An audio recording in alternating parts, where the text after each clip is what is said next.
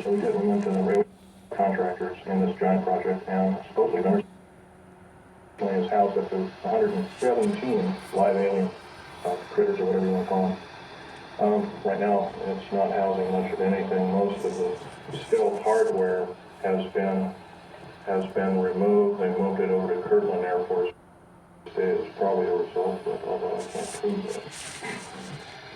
Look at the time. Okay, the second part of my talk is topic number 2, and includes basically how this all occurred. How could we have possibly gotten involved? Well, we finished working with, we basically were beaten down by World War II, and I guess we were figured to be rather vulnerable as a populace in the world, which we were at the time.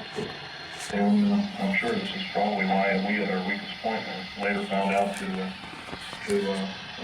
be vulnerable indeed, and so we were basically attacked. And of course, I think some of us, how many people here are familiar with the crash at Aztec, New Mexico? Raise your hand. In 1947, sometime in July of 1947, there was a large crash of a flying saucer.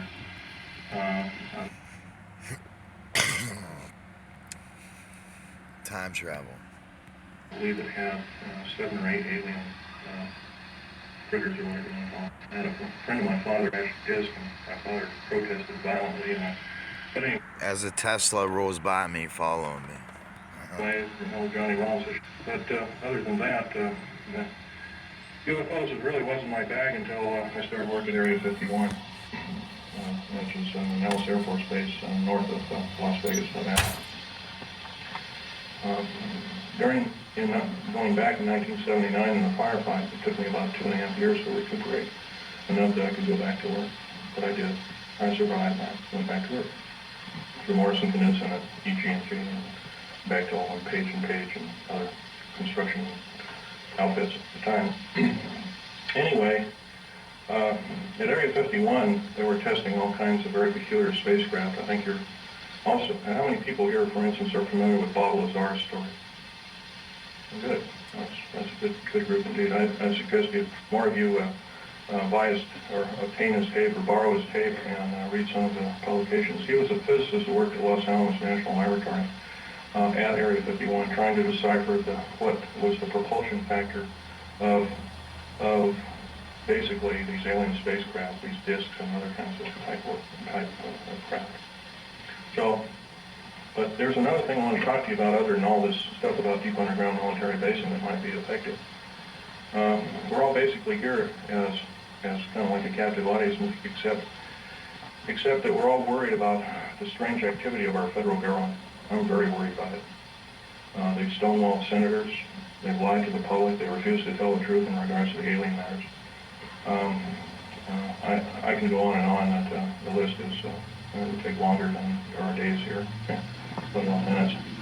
So I can tell you that, in all respects, I'm rather disgruntled that since I used to be a rather high-ranking worker in our federal government structure, I'm very disappointed in the activities of our federal government authorities. For instance, to run by several topics to you. Recently, I happen to know somebody that was in or out. I live just south of Portland, Oregon. Somebody that works at Gunderson Steel Fabrication, and what they do is they make railroad cars.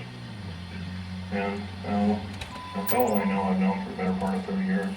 He works there. He's kind of a lead welder and engineer. He's kind of a quiet type, and he came in excited to me to call me up, and I met him. I tried to calm him down quite a bit.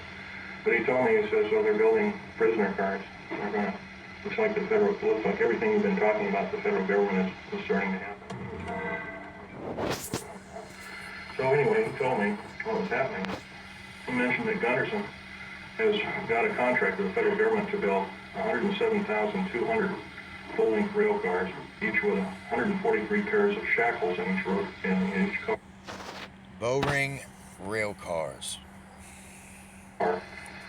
And there are 11 subcontractors in this giant project, and supposedly Gunderson got over $2 billion for the contract.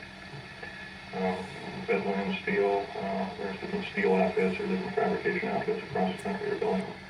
Anyway, I said, hey, this is a nice, fantastic story, but how does it pertain? And he said, well, I got to show you one of these cars. So we did. We went to the rail yards in North Portland. call it Graffitiville, USA, because it's wall graffiti. There's a new car. And he popped open the seal and slid the door back, and there they were. Boy, he wasn't wrong. It's scary. If you multiply 107,200 times 143 times 11, you'll come up with a monster figure of about 15 million. 15 million is about the number of interested people that I would consider patriots of these United States. And other interested people that don't like seeing what's going on with our federal government, that want to do some serious changing but can't do it. See, no more can we vote out our elected officials. They become kings and queens over us. And I hate to say this, folks, but our present structure of government is not democracy at all. It's technocracy. And it's a form of feudalism. It has nothing to do with the republic. To the republic. Did you not hear what he said? It has nothing to do with democracy. It's technocracy. And I'll end it right there. Hey, listen, I ain't good. I don't know the answer. I'm just bringing light to it. And that's it. They got us from the air, they got us underground, they got, and yet you think, oh, look at that, 557. What was Michael Prince's, let's see, let's see here. The time is 5:57. Let me tell you how on point they are with time, too, as well.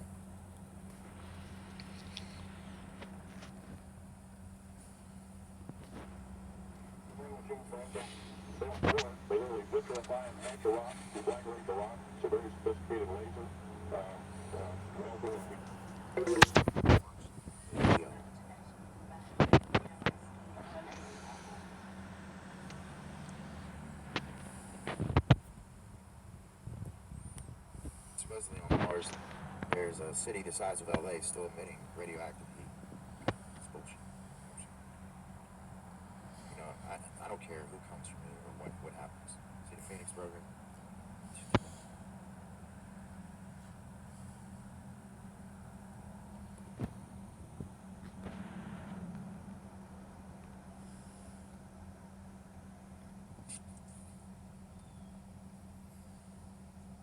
When I explain to you, watch the video.